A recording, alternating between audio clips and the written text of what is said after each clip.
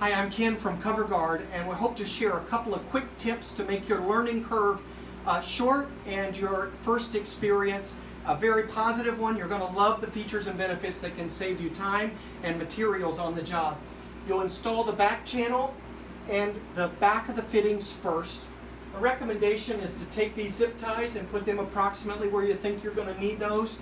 Put your zip ties in, install the number of lines that you're going to do, peel back the film from the top and the bottom of the duct, and just ensure that the protective film is not going to get caught between the cover and the base.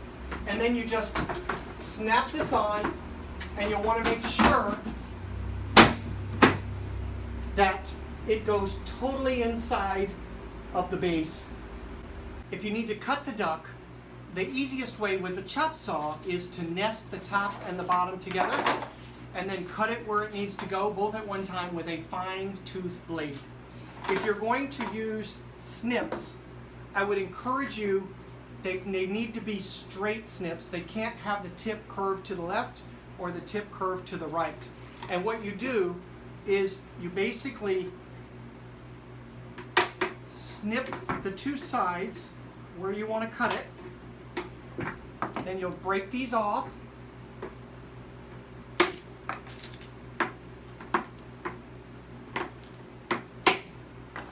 And then you score right where this needs to go with a box cutter, top and bottom, and it will break right off.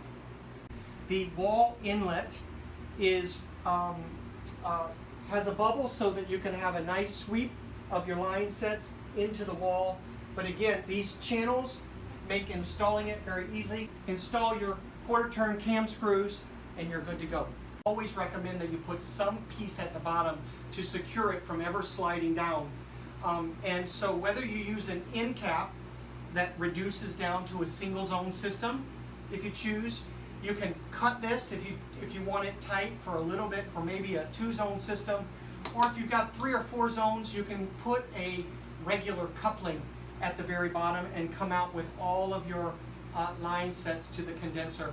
But definitely take advantage of these inside tabs that protrude there at least 1/4 of an inch, and they hold the cover tight so that it won't slide down on you.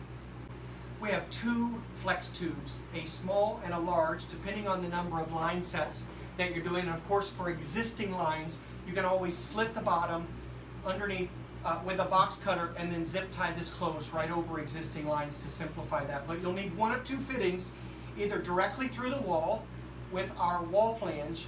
This comes with 2 pieces, a piece that fits the large flex and a piece that fits the small flex. And a couple of tips about this: you will need to supply your screws that attach this to the wall based on the application that you're actually installing. What comes in here is the screws that lock this together tight against the tube and also secures it to the wall for the top there. So when you're installing the flex adapter, you'll always want to make sure to install the piece with ridges first over top of the tube, and you slide that through the nice guides that make that an easy install, and then you put the top piece over so that it fits nice and secure and holds everything tight.